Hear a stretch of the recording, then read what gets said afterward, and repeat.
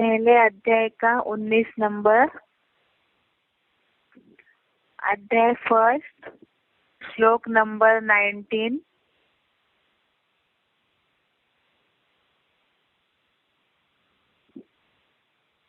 श्लोक पढ़ रहे हैं। सघोषो धार्तराष्ट्राणां हृदयानि व्यदारयत् नभश्च पृथ्वीं चैव तुमुलो व्यनुनादयन्। सघोषो धार्तराष्ट्राणां हृदयानि व्यदारयत् नभश्च पृथ्वीं चैव तुमुलो व्यनुनादयन्। एक बार इसका संधि विच्छेद देखते हैं। स घोषः धार्तराष्ट्राणां हृदयानि व्यदारयत् नभः च पृथ्वीं च एव तुमुलः व्यनुनादयन्। एक बार इसका उच्चारण सुनेंगे।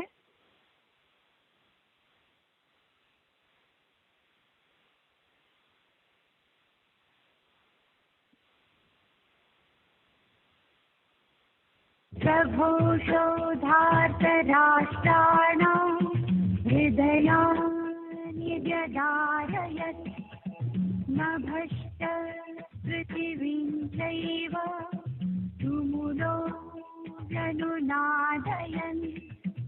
उस बुलंद ज्ञान घोष से आकाश अर्थात आकाशवाणी केंद्र और वेबसाइट्स और पृथ्वी अर्थात radios, tape recorders, TVs, loud speakers आदि का पृथ्वी में फैला वाद्य घोष जोर से गूंजने लगे।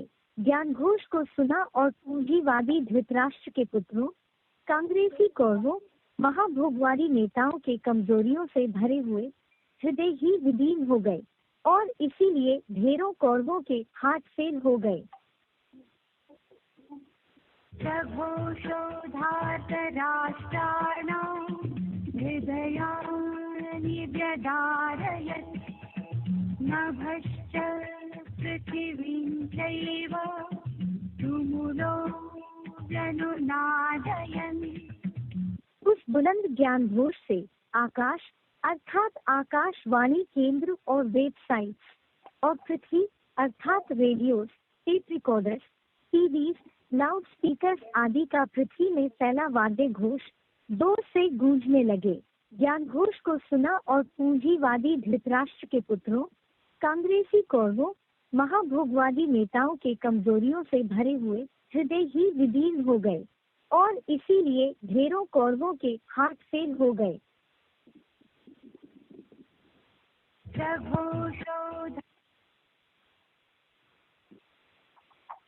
इसका अर्थ पढ़ते हैं अभी।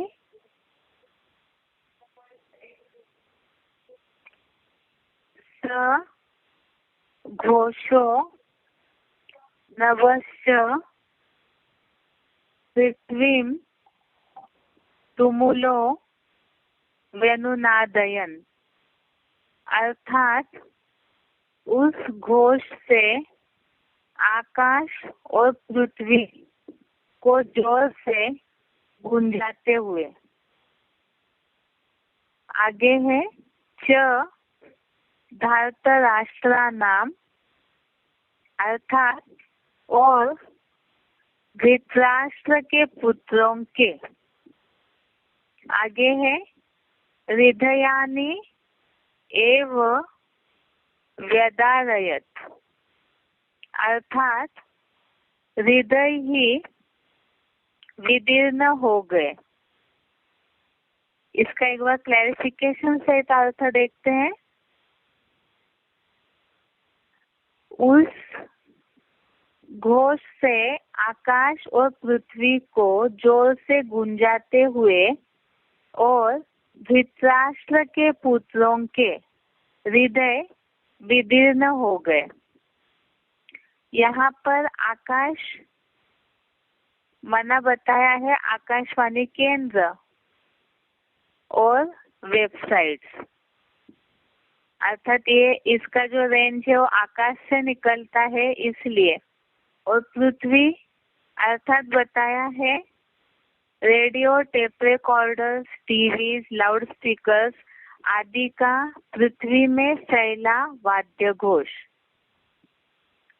तो इसका अर्थ है उस बुलंद ज्ञान घोष से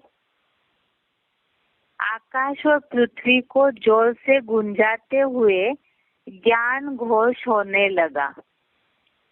अब ये श्लोक तो ऊपर के श्लोकों से कनेक्टेड है। जैसे बताया कि अभी 3-4 दिन से हम जो भी श्लोक पढ़ रहे हैं उसमें हर श्लोक में शंखनाद के आवाज की बात आई। अर्थात जैसे भीष्म पितामह ने भगवान सर्वव्यापी का अज्ञानता का शंख बजाया, उसके बाद फिर पांडवों की तरफ से ऋषिकेश में पांचजन्य, अर्जुन ने, युधिष्ठिर ने, भीम ने अलग अलग शंख बजाए। उसके साथ साथ पांडवों के जो भी महारथी है, योद्धाएं हैं, उन्होंने भी शंख बजाए। तो उसका अर्थ कल हमने समझा था कि एक शंख बजाना अर्थात ही वास्तव में मुख ही शंख है। जैसे मुख से आवाज निकलती है वैसे ही शंख से आवाज निकलता है।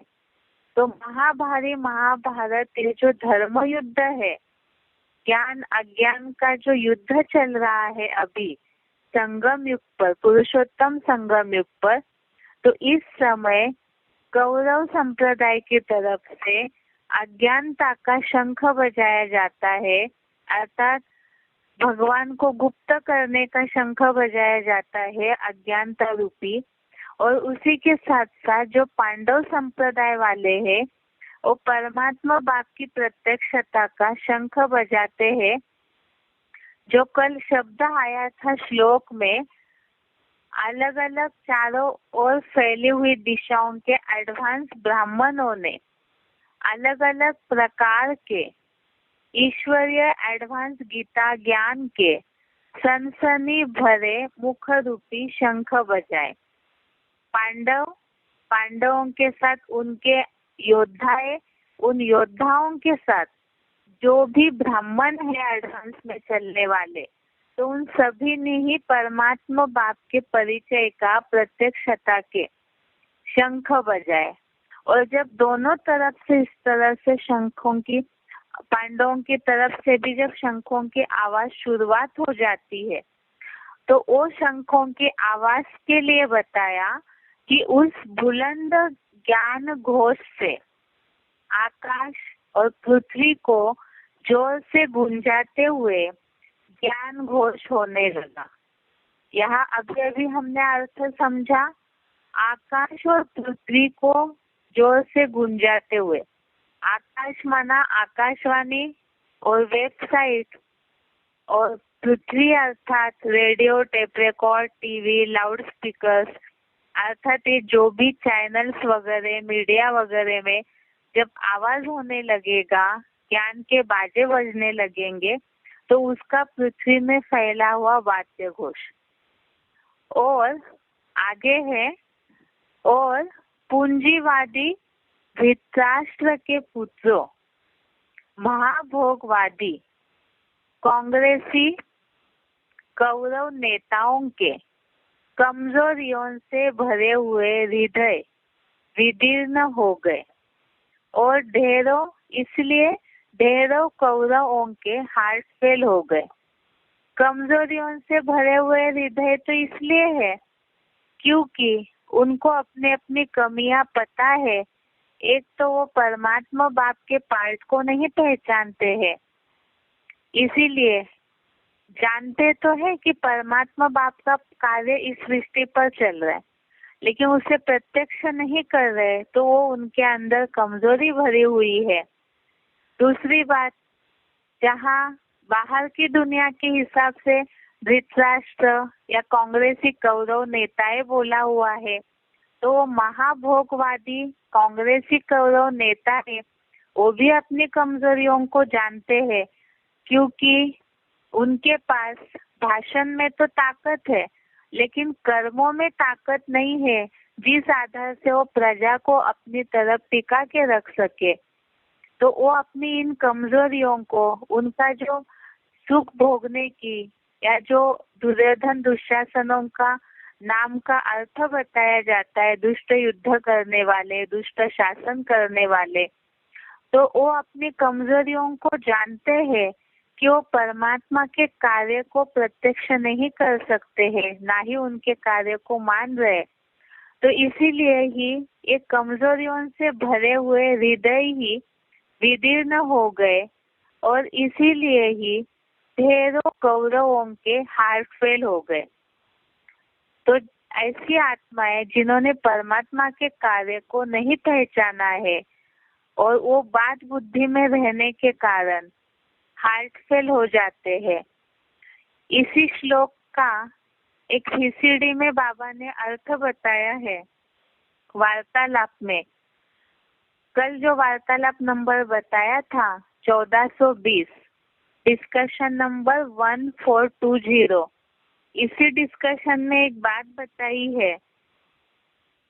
गीता में लिखा हुआ है, पांडवों ने जो शंख बजाया, श्री कृष्ण ने जो शंख बजाया, उन शंखों की आवाज से कौरवों के हृदय विदीर्ण हुए। यह बात प्रैक्टिकल अभी संगम युग की है या द्वापर युग की?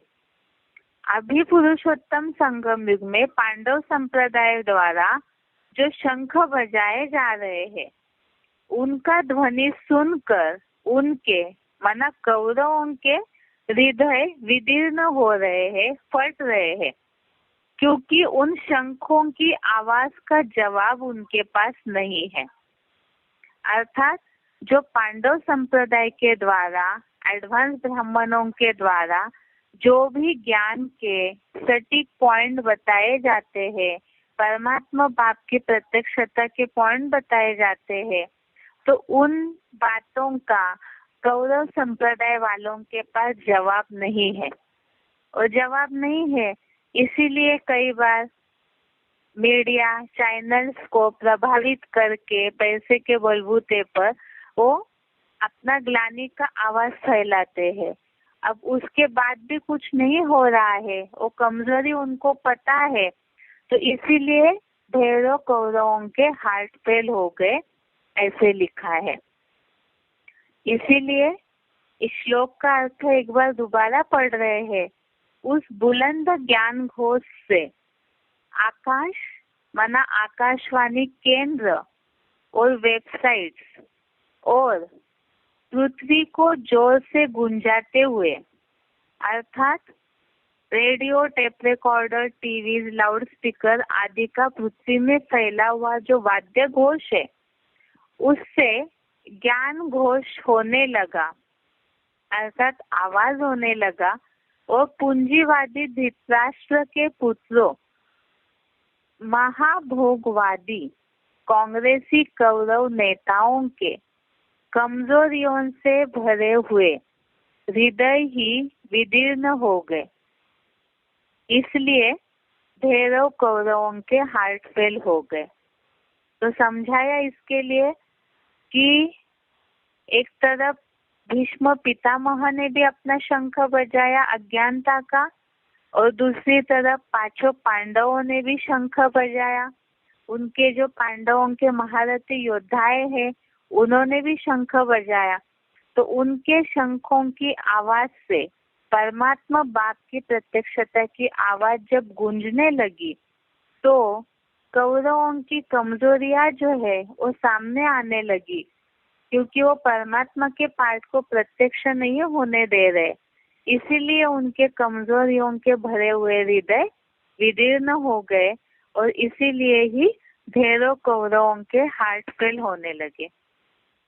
यहाँ जो बात आई है लाउड स्पीकर, टीवीज वगैरह में आवाज होने की, इसी से रिलेटेड हमने एक श्लोक पहले भी पढ़ा है, पहले अध्याय का 13वां श्लोक, अध्याय फर्स्ट, श्लोक नंबर 13। इसमें भी ये बात आई कि जब भीष्म पितामह ने अपना शंख बजाया, अर्थात जो मुखिया सन्यासी है उन्होंने जब अपना अज्ञानता का शंख बजाया था, तो उसी के बाद तुंडे तुंडे मतिर भिन्न, अर्थात छोटे बड़े मुख वाले शंख, भेरिया, ढोल, नगाड़े, माना ज्ञान अज्ञान के बाजे, समाचार पत्र, पत्रिकाएं, रेडियो, टीवी चैनल्स, मीडिया, इनके द्वारा आवाज अचानक होने लगी। अर्थात कौरवों की तरफ से जैसे ही भीष्म पितामह ने आवाज किया, तो वैसे ही चैनल्स वगैरह में एक ग्लानि वाली जो आवाजें हैं उनका बड़ा भारी शोरगुल होने लगा। तो इसके लिए ही एक VCD में बाबा ने बताया है, VCD नंबर 3420, VCD नंबर 3420, इसमें बाबा ने बताया है कि माया का घोर अंधकार फैल जाता है इस दुनिया में, घोर पसारा फैल जाता है। तो यहाँ अंधकार माना अज्ञान अंधकार के लिए बोला है कि जब माया का घोर अंधकार फैल जाता है, इस दुनिया में घोर पसारा फैल जाता है, सब झूठ बोलने लग पड़ते हैं। ब्रह्मा कुमार कुमारिया अपन को कहते हैं हम ब्रह्मा वत्स है, ब्रह्मा के वत्स है, वो सरकार के नुमाइंदे, वो भी कहते हैं हम सारे भारत को कंट्रोल करते हैं। उनकी बुद्धि को खराब करने वाले मीडिया, अखबार, टीवी चैनल्स, इंटरनेट, सारे ही झूठ बोलने लग पड़ते हैं और इसी तरह से रावण राज्य शुरू हो जाता है। माना जब इस तरह से रेडियो चैनल्स वगैरह में अज्ञानता की आवाजें फैलने लगती है, ग्लानि की आवाजें फैलने लगती है, तो इनका प्रभाव इतना ज्यादा है मीडिया की आवाज का, तो सबके बुद्धि को खराब करने लगते हैं और माया का घोर अंधकार फैल करके रावण राज्य शुरू हो जाता है और उनका बड़ा भारी शोरगुल होने लगता है। जब ऐसा अज्ञानता का शोरगुल होने लगता है कौरव संप्रदाय की तरफ से, तब पांडव भी अपने शंख बजाने लगते हैं। अर्थात जहाँ जहाँ भी ग्लानि की बात आती है, तो 17-18 के समय एक मुरली में बाबा ने बोला था कि जब बच्चे सर्विस करना बंद कर देते हैं तो बाप दादा भी शांत होते हैं, क्योंकि बच्चों ने सर्विस करना बंद किया। इसीलिए ही जब ऐसे कभी ग्लानि का आवाज होने लगता है, तो उस समय पांडव संप्रदाय वालों का भी फर्ज है कि जो ईश्वरीय वाणी बोलने वाले शंख है, अर्थात परमात्मा की प्रत्यक्षता का जो सच्चाई का ज्ञान है, उसे भी दुनिया के सामने लाना जरूरी है। तो यही यहाँ इन श्लोकों में अंतर समझ में आता है। जैसे ही श्लोक नंबर 12-13 में बताया कि भीष्म पितामह ने अज्ञानता का शंख बजाया, उसके बाद ढेर सारे चैनल्स वगैरह में अज्ञानता का भारी शोरगुल होने लगा। तो उसके बाद फिर ऋषिकेश अर्थात भगवान ने 5-6 जन ने शंख बजाया, उसके साथ साथ अर्जुन, भीम, युधिष्ठिर, नकुल, सहदेव, इन पांडवों ने अपने अपने बुलंद आवाज वाले शंख बजाए और साथ में जो भी महारथी है पांडव संप्रदाय के, उन्होंने भी शंख बजाए। और उसके साथ ही जब ऐसे शंखों की आवाज होने लगी, तो आज का जो श्लोक है वो उससे ही कनेक्टेड है कि जब पांडवों ने कौरव संप्रदाय के शंखों का, मीडिया वगैरह की बातों का जवाब दिया, तो उसके कारण जब उनकी कमजोरी कौरव संप्रदाय के सामने आती है, तो ढेरों कौरवों के हार्ट फेल होने लगते हैं। तो ये है आज का श्लोक। अभी आगे जो बेसिक कोर्स का मन का टॉपिक पढ़ रहे थे हम, उसे शुरू करते हैं।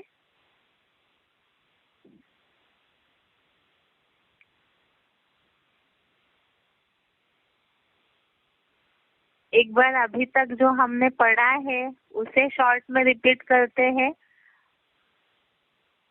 हम पढ़ रहे थे कि आत्मा की 3 शक्तियां मन, बुद्धि और संस्कार है, और जैसे शरीर इंद्रियों के द्वारा कार्य करता है, इसी तरह से आत्मा मन, बुद्धि, संस्कार इस सूक्ष्म इंद्रियों के द्वारा कार्य करती है।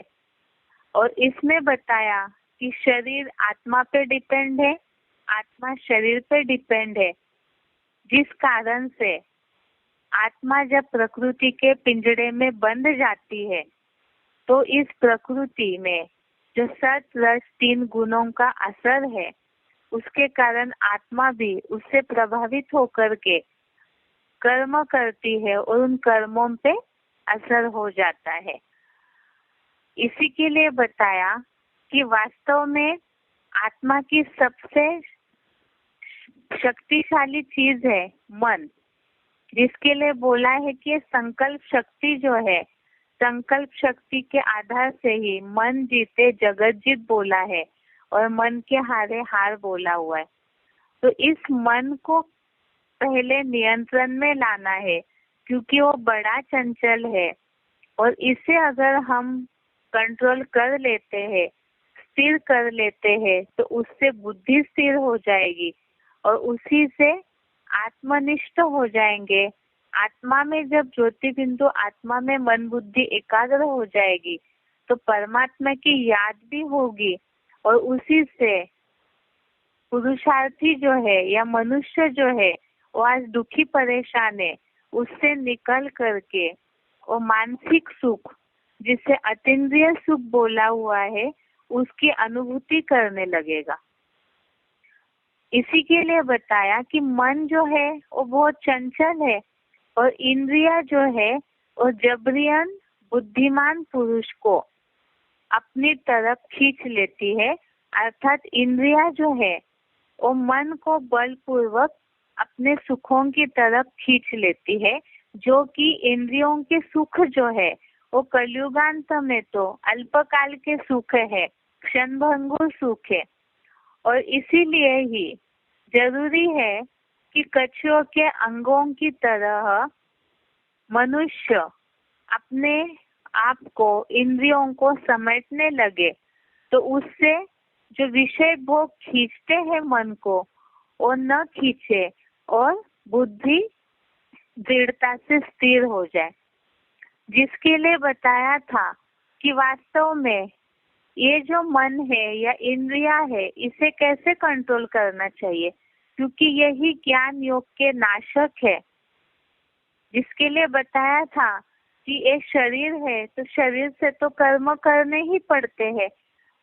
5 तत्वों का ये जो संघात शरीर मिट्टी का पुतला मिला है मनुष्य को, तो उसमें कुछ ऐसे अनिवार्य कर्म है प्रकृतिकृत, जिसे करना पड़ता है। मतलब नेचुरल जो भी कर्म है वो करने ही पड़ते हैं। जैसे आँख है तो आंखें तो खुली रहेगी तो कुछ ना कुछ दिखाई देता है, कान है तो सुनाई देगा ही।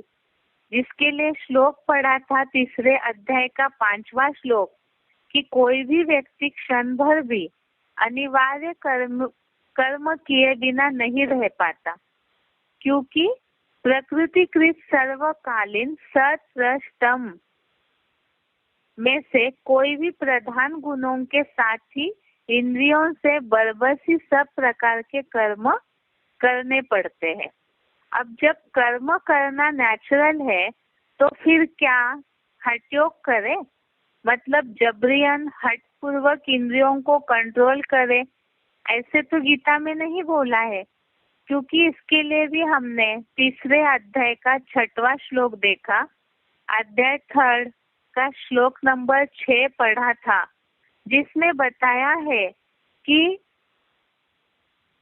जो महामूर्ख पुरुष अनेक जन्मों से प्रबल बनी कर्मेंद्रियों को जबरियन रोक करके हर प्रकार की इंद्रिय सहयोग बिना इंद्रिय के भोगों को मन से याद करता हुआ देह निर्वाह का धंधा छोड़ निष्क्रिय हुआ बैठता है, वह मिथ्याचारी कहा जाता है।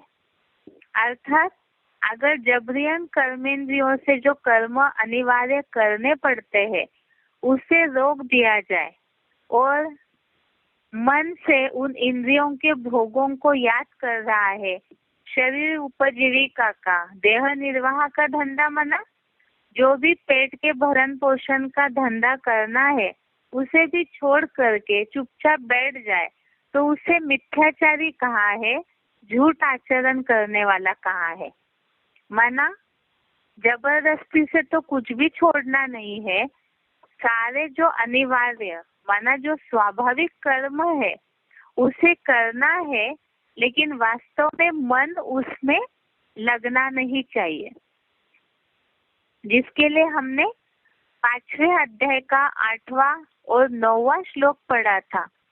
अध्याय 5 श्लोक नंबर 8 और 9 इसमें बताया है कि योग युक्त पुरुष इंद्रियों से सब कार्य करते हुए भी जैसे कि कुछ करता नहीं है। इसके लिए बताया था कि शिव बाबा की याद मग्न 23 तत्वों का जानकार प्रकृतिकृत अर्थात प्रकृति के द्वारा जो निर्माण हुए हैं वो कर्मेंद्रिया और ज्ञानेन्द्रिया इंद्रियों के स्वाभाविक भोग में लगी हुई है, ऐसा निश्चय धारण करते हुए देखते, सुनते, खाते, जाते अना सारे कर्म करते हुए भी कुछ भी नहीं करता है ऐसा मानता है, ऐसा आत्म ज्योति में स्थिर योगी अकर्ता है।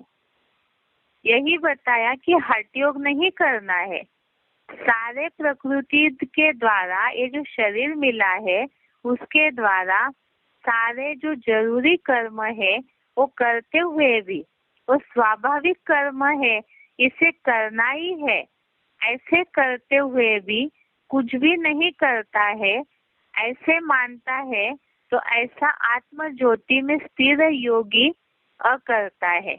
अर्थात आत्मिक स्थिति में रह करके शरीर का बिल्कुल भान न रहे, ऐसे रह करके अगर मन बुद्धि एकाग्र होकर के आत्मिक स्थिति में स्थित होकर के जो कर्म किए जाएंगे तो उसका असर या इंद्रिय अपने भोगों की तरफ नहीं खींचेगी। जिसके लिए बताया है कि इंद्रिया जो है वो अपने भोगों की तरफ क्यों खींचती है, जिसके लिए यहाँ श्लोक आया हुआ है 2 अध्याय का 59वां श्लोक, अध्याय 2 श्लोक नंबर 59। इसमें बताया है कि विषय भोग का त्याग करने वाला पुरुष के भोग हटते हैं, लेकिन रस लेने की आसक्ति नहीं हटती है, परंतु स्थित प्रज्ञ की आसक्ति भी परमार्थ को देख करके हट जाती है।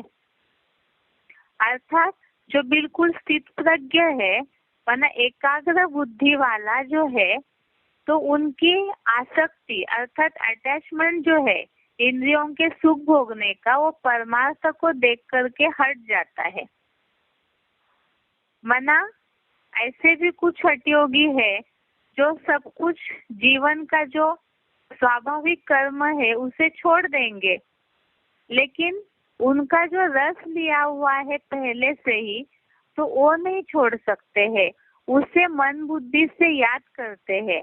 अगर ऐसे विषय भोगों को मन बुद्धि से याद करते रहेंगे, भले कर्म नहीं कर रहे इंद्रियों से, तो उससे आसक्ति और पैदा होगी, आसक्ति से फिर इच्छाएं पैदा होती है, तो इच्छाएं पूरी नहीं होगी तो क्रोध आता है, और क्रोध से मोह अर्थात मूढ़ता आती है, उससे बुद्धि का नाश हो जाता है, स्मृति का नाश हो जाता है, और उससे फिर व्यक्ति धर्म के ऊपर व्यक्ति की अनिश्चय रूपी मृत्यु हो जाती है।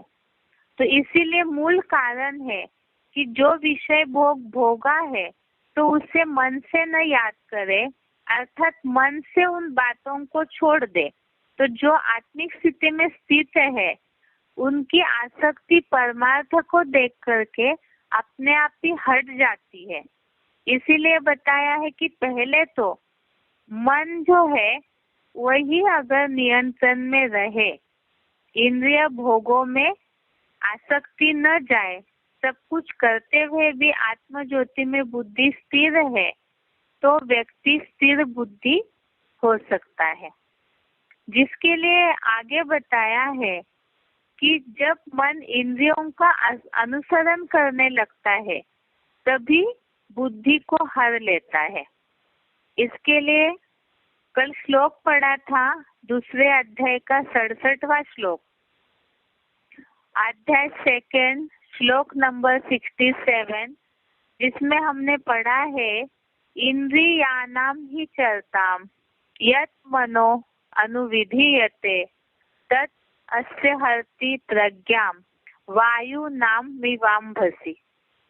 जो चंचल मन दैहिक भोगों में विचरण करती हुई कोई भी ज्ञान या कर्म इंद्रियों का अनुसरण करता है, वह मन तीव्र गति से बहती वायु द्वारा पानी में तैरती हल्की नाव की तरह इस भोगी का बेलगाम दौड़ता अश्वरूप मन बुद्धि को हर लेता है। जो चंचल मन दैहिक भोगों में विचरण करती हुई कोई भी ज्ञान या कर्मेंद्रियों का अनुसरण करता है, अर्थात आंखों से कुछ देख रहे हैं, कानों से कुछ सुन रहे हैं और चंचल मन उसी में डूबा हुआ है, तो ऐसा जो मन है वो वायु में पानी की तरह, जैसे नाव को वायु पूरा बहा के ले जाता है, तो इसी तरह से ये जो अश्वरूप मन है वायु की तरह बहने वाला, ये भी बुद्धि को हर लेता है, अर्थात बुद्धि भी अपनी निर्णय शक्ति से भ्रष्ट हो जाती है। अब यहाँ यही प्रश्न है कि मन आखिर इंद्रियों के विषय माना इंद्रिय सुखों के पीछे क्यों भागता है।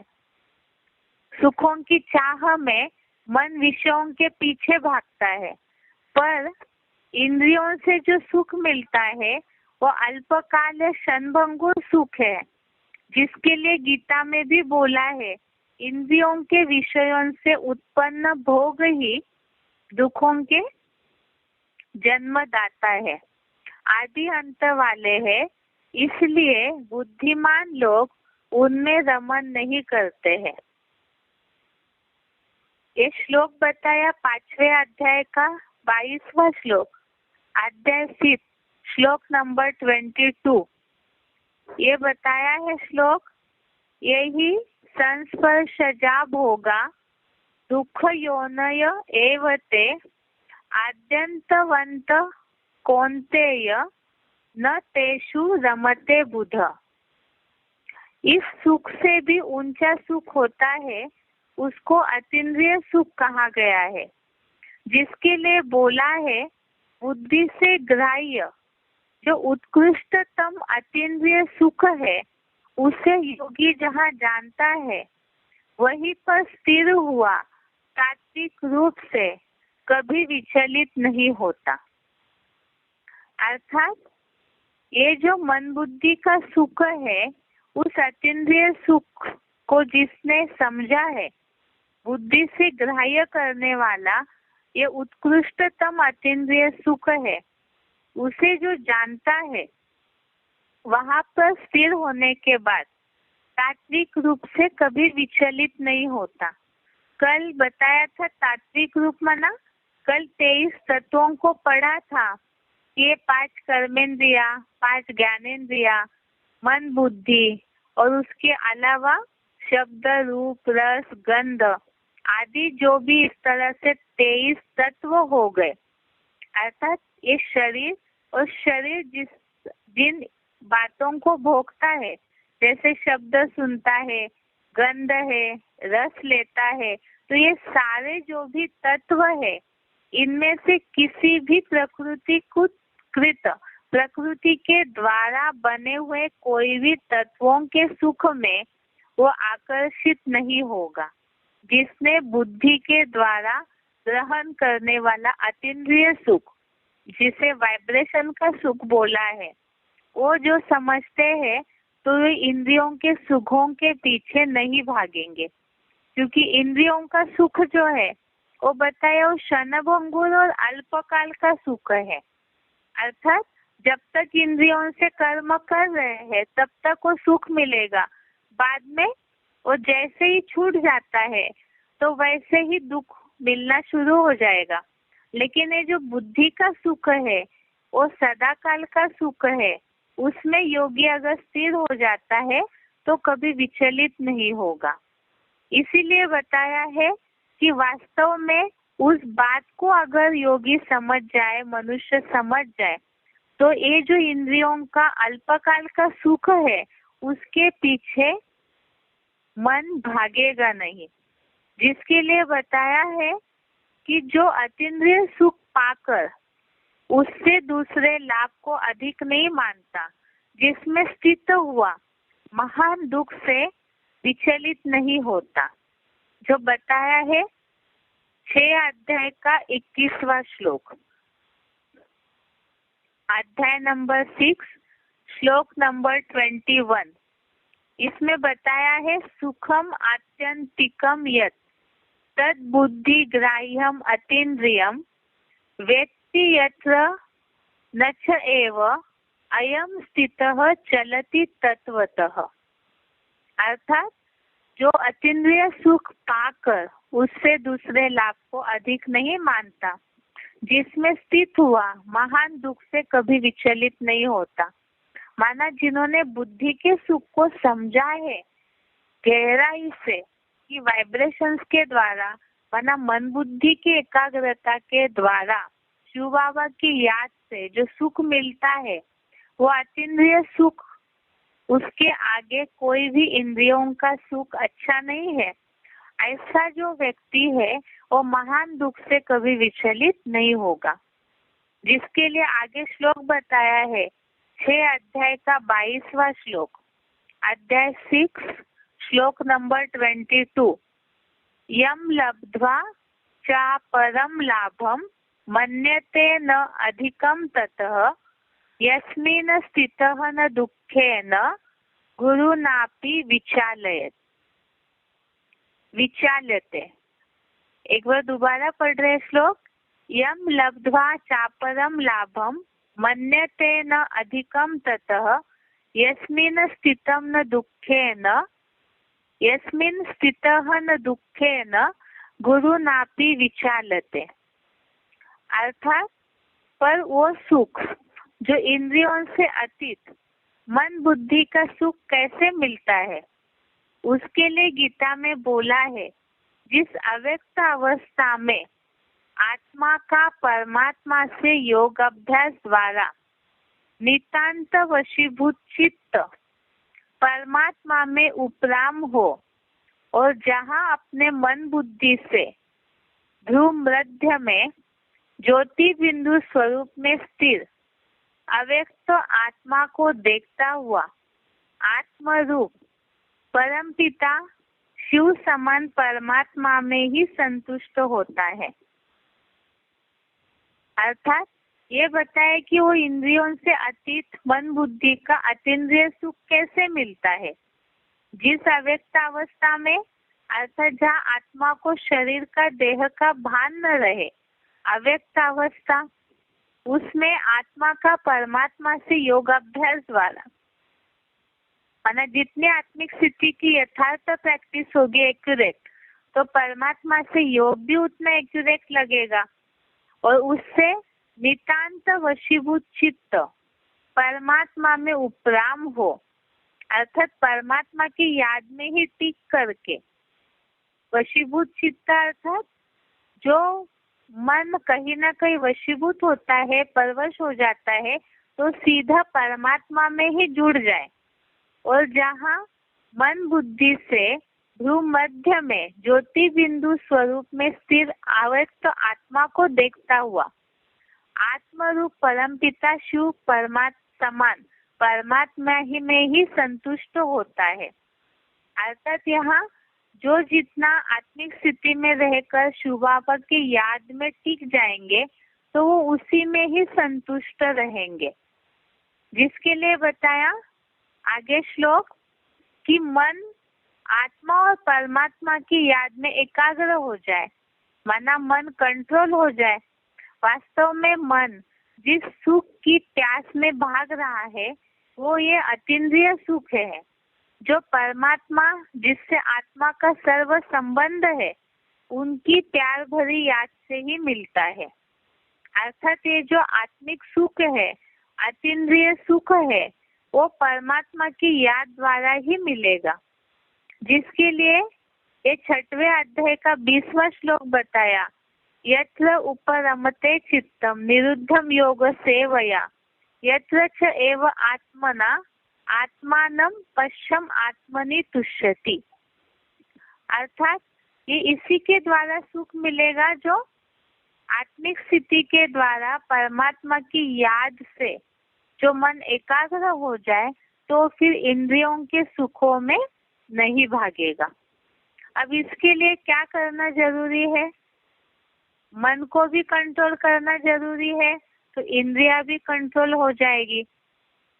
लेकिन यहाँ बात है इंद्रियों से जो शक्तिशाली है वो मन है, और ये मन कैसे कंट्रोल होता है, जिसके लिए बताया है कि सबसे पहले समझना है, एक 30वें अध्याय का 42वां श्लोक बताया है कि मन इंद्रियों से भी पावरफुल है, जिसके लिए बताया है इंद्रियाणि परान्याहु इंद्रियेभ्यः परम मनः मनसस्तु परा बुद्धि य बुद्धि परस्तस्तु सः। ज्ञान और कर्मेंद्रियों को कहते हैं कि बड़ी प्रबल है। प्रधान मन इंद्रियों से प्रबल है। अल्लाह अव्वल दिन त्रिनेत्री जगत पिता शंकर की बुद्धि कपिध्वज मन से भी प्रबल है, किंतु जो त्रिनेत्री रूप बुद्धि से परे है वह तेरे रथ में त्रिकालदर्शी सदाशिव ज्योति ही है। यहाँ तो शिव बाबा के लिए बोला है कि वो बुद्धि से भी परे तुरिया तत्व है। यहाँ बात है कि जो नंबरवार है पुरुषार्थी, तो यहाँ पे सभी का जो मन है वो इंद्रियों से प्रबल है, और मन से भी वास्तव में बुद्धि की जो निर्णय शक्ति है वो प्रबल है। लेकिन यहाँ जरूरी है कि इंद्रियों के विषय भोग में मन न जाए। इसके लिए क्या करना जरूरी है? तो मन को कंट्रोल करना जरूरी है। और ये मन कैसे कंट्रोल होगा? जिसके लिए ही गीता में ही 6वें अध्याय का 35वां श्लोक बताया है। अध्याय 6 श्लोक नंबर 35, जिसमें बताया है अभ्यास और वैराग्य से ही मन कंट्रोल हो सकता है। तो श्लोक बताया है, असंशयम महाबाहो मनो दुर्निग्रहम चलम अभ्यासेन तु कौन्तेय वैराग्येन च गृह्यते। निसंदेह हे महाबाहु तीव्र धावी चंचल कपिध्वज मन दुराग्रही है, किंतु हे अर्जुन एटॉमिक महाविनाश के वैराग्य और योगाभ्यास से वश में आता है। माना मन तो चंचल है ही, वो इंद्रिया बार बार उसको अपने तरफ खींचेगी, लेकिन उसके लिए क्या करना जरूरी है? तो लगातार का अभ्यास, और ये जो दुनिया विनाश के कगार में खड़ी है उस विनाशी दुनिया से वैराग्य वो आएगा कैसे? तो योग अभ्यास से। लगातार का जो योग अभ्यास है, एकाग्रता है, तो उसी से ही मन कंट्रोल में आ सकता है।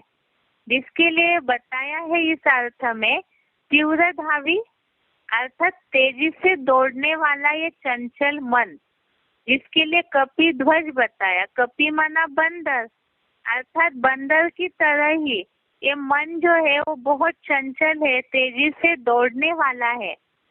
दुराग्रही है माना दुष्ट रूप से अपनी ही बात को मनाने वाला। दुराग्रही अर्थात जबरन अपनी तरफ खींचने वाला। लेकिन यहाँ बताया कि इस विनाशी दुनिया से वैराग्य और अभ्यास, योग अभ्यास से ही ये मन वश में आता है। अब इसके लिए बताया कि क्या अभ्यास करना चाहिए और वैराग्य भी कैसे आएगा। जहाँ जहाँ भी ये चंचल मन चलायमान होता है तो मन को नियमित करके आत्मा के वश में ले आए, जिसके लिए 6वें अध्याय का 26वां श्लोक बताया है। अध्याय 6 श्लोक नंबर 26, इसमें बताया यतो यतो निश्चरति मनः चंचलम अस्थिरम ततः ततः नियम्य एतत् आत्मनि एव वशम नयेत्। अर्थात अस्थिर चंचल कपि जैसा मन जहाँ जहाँ अपनी देह के संबंधियों, स्थान विशेष या पदार्थों से हट पूर्वक चलायमान हो, वहाँ वहाँ से इस मन को भली भांति प्रयत्न पूर्वक और धैर्य पूर्वक नियमित करके स्टार जैसी चेतन अनुरूप ज्योति बिंदु आत्मा के ही वश में ले आए।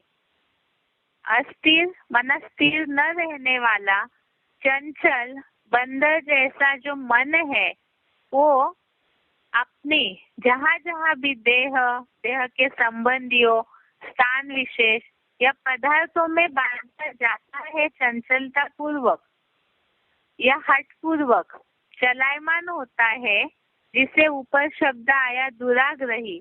तो ऐसे हट पूर्वक जो चलायमान होता है वहाँ वहाँ से इस मन को भली भांति प्रयत्न पूर्वक धैर्य पूर्वक नियमित करके स्टार जैसी चेतन अनुरूप ज्योति बिंदु आत्मा के ही वश में ले आए। एक तो क्या बताया, ये मन कैसे वश होगा, इसका तरीका बताया। पहले तो कोशिश करना है, डेली कोशिश हो। नियमित अर्थात क्या, नियमित अर्थात रोज अपने आप को नियम में बांधना है, कोशिश करनी है और साथ में धैर्यता होनी चाहिए। नहीं तो कई ऐसे होता है कि आज हमने याद में बैठे मन एकाग्र किया तो तुरंत ही एक ही दिन में मन एकदम स्टार में टिक जाए, ये तो नहीं होगा, क्योंकि अभ्यास पड़ा हुआ है मन को चंचलता का, इंद्रियों के सुख लेने का। तो इसी के लिए बताया कि मन को नियमित करके धैर्यता पूर्वक कोशिश करके जितना कंट्रोल करते जाएंगे, अर्थात ज्योति बिंदु आत्मा में जितना स्थिर करते जाएंगे, तो ये अस्थिर मन जो है धीरे धीरे स्थिर होता जाएगा। अर्थात जहाँ जहाँ भी मन चलायमान होता है देह के संबंधी या पदार्थों में, तो वहाँ वहाँ से बुद्धि को रोज नियमित करके अगर मन को याद दिलाते जाएंगे तो ऑटोमेटिकली ही आत्मा ज्योति बिंदु में स्थिर हो जाएंगे, तो मन जो है वो कंट्रोल हो जाएगा। जिसके लिए आगे और एक श्लोक बताया है, 6वें अध्याय का 25वां श्लोक, अध्याय 6 श्लोक नंबर 25। इसमें बताया है धीरे धीरे मन धैर्य वाली बुद्धि द्वारा उपराम हो जाए, आत्म बिंदु में स्थित करके कुछ भी चिंतन न करे। और एक अभ्यास अच्छा बताया इसमें कि जैसे ऊपर बताया है नियमित करना है, प्रयत्न करना है, वैसे ही यहाँ बताया धैर्य वाली बुद्धि द्वारा मन उपराम हो जाए। उपराम माना ऊपर उड़ जाए उससे, जिसके लिए श्लोक बताया है 6 अध्याय श्लोक नंबर 25। शने शने उपरमेत बुद्ध्या धृति गृहीतया आत्मसंस्थम मनः कृत्वा न किंचित् अपि चिन्तयेत्। क्षणे क्षणे उपरमेत् बुद्ध्या धृतिगृहीतया आत्मसंस्थं मनः कृत्वा न किंचित् अपि चिन्तयेत्। अर्थात क्षणे क्षणे मना धीरे धीरे, क्षण क्षण से धीरे धीरे मन 100 वर्षीय पुरुषोत्तम संगम युग में नंबरवार पुरुषार्थ से धैर्य वाली बुद्धि द्वारा पूरा उपराम हो जाए। मन बुद्धि बल को चैतन्य आत्म बिंदु में पूरा स्थिर करके स्वर्ण लिंग रूप सगुण निर्गुण आत्मा सदाशिव ज्योति के सिवाय कुछ भी चिंतन न करे। अर्थात मन को बार बार इंद्रियों के विषयों के ध्यान से आत्म बिंदु की ध्यान में ऊपर ले जाना है, तब अत्यंत उत्तम सुख का अनुभव करता है।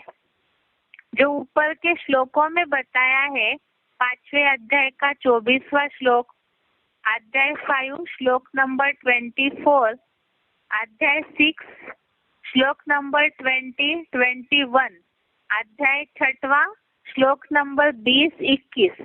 इन श्लोकों में ये जो बात बताई है कि मन को इंद्रिया अगर विषय भोग में खींचती भी है तो उससे मन को धीरे धीरे अभ्यास द्वारा आत्म ज्योति बिंदु की ओर ही ले जाए और साथ में परमात्मा शिव में ही बुद्धि को टिका के और कुछ भी चिंतन न करे, तो उससे अत्यंत उत्तम सुख का मन अनुभव कर सकता है। जिसके लिए बताया है कि इसी के लिए ही ये वैराग्य आने के लिए, मन को एकाग्र करने के लिए वैराग्य जरूरी है। और वो वैराग्य कैसे आएगा उसे तो कल हम समझेंगे, लेकिन आज जो हमने पढ़ा है उसे एक बार शॉर्ट में रिपीट करते हैं।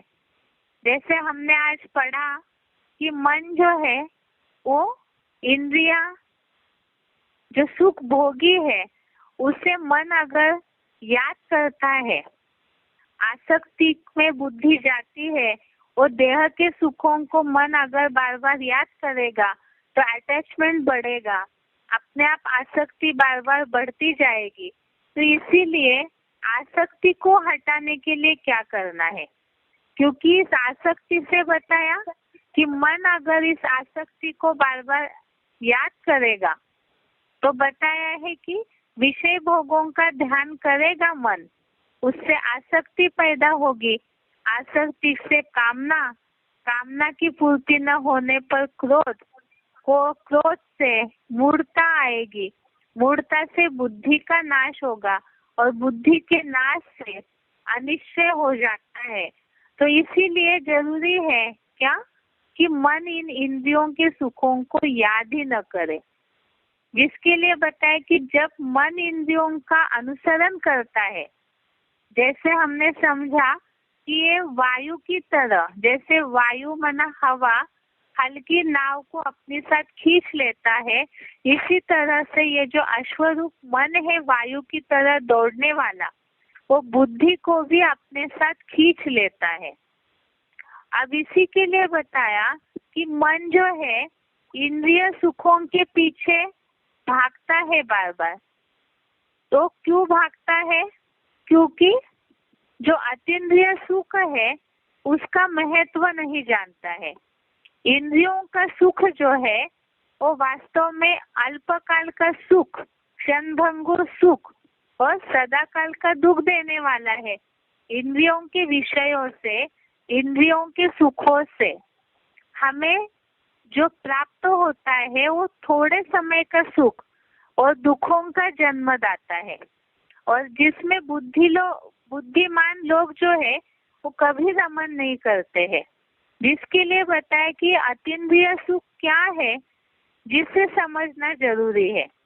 ये अतीन्द्रिय सुख जो है वो बुद्धि से ग्रहण करने वाला सुख है, और जो योगी इस सुख को समझते हैं वो तात्विक रूप से, अर्थात तत्वों के द्वारा जो सुख मिल रहा है, तत्वों का बताया, 5 इंद्रियों का सुख, 5 ज्ञानेंद्रियों का सुख, या मन बुद्धि जो इंद्रियों के सुख में रमन करती है, शब्द गंध रूप रस आदि में, तो ये सारे तात्विक सुखों में भी वो कभी भी अटकेगा नहीं, अर्थात विचलित नहीं होगा।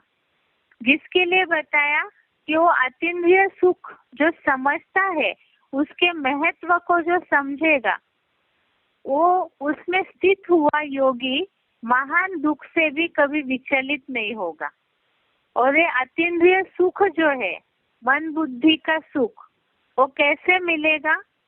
जिसके लिए बताया कि मन बुद्धि का सुख मिलने के लिए नितांत आत्मिक स्थिति की जो बताया अव्यक्त अवस्था है उसकी, और साथ में आत्मा का परमात्मा से नितांत अर्थात अंतर पड़े बिना योगाभ्यास चाहिए, जिससे वशीभूत चित्त अर्थात जो मन परवश होता है बार बार इंद्रियों के, तो वो इस योगाभ्यास से परमात्मा में लग जाएगा। और जब परमात्मा में मन लग जाएगा तो उससे आत्मा ज्योति में स्थिर आत्मा जो अव्यक्त स्थिति की अनुभूति करती है, वो परमात्मा की याद में ही संतुष्ट हो जाती है। जिसके लिए बताया है कि जब ये मन कंट्रोल हो जाएगा तो ऑटोमेटिकली अतीन्द्रिय सुख की अनुभूति होगी। और ये मन कैसे कंट्रोल होगा? तो जिसके लिए समझा है हमने 6वें अध्याय का 35वां श्लोक, जिसमें बताया कि असंशय महाबाहो मनो दुर्निग्रहम चलम, अर्थात ये जो मन दुराग्रही है, हठ पूर्वक चलायमान होता है, तो उसे इस विनाशी दुनिया से वैराग्य और परमात्मा से निरंतर का योग यही वश में ला सकता है। और इसी अभ्यास के लिए और वैराग्य के लिए क्या करना जरूरी है? तो बताया जहाँ जहाँ मन चलायमान होता है तो वहाँ वहाँ उस मन को नियमित करके आत्मा के ही वश में ले आए। ये जो अस्थिर मन है वो बार बार अगर इंद्रियों के सुखों में खींचता है, पदार्थों में देह के संबंधियों की तरफ बार बार खींचता है, तो इसे कोशिश पूर्वक धैर्यता से नियमित अर्थात लगातार का डेली के अभ्यास से आत्म ज्योति में मन बुद्धि को जितना स्थिर करेंगे तो उतना ही ये मन जो है वो स्थिर होने लगेगा।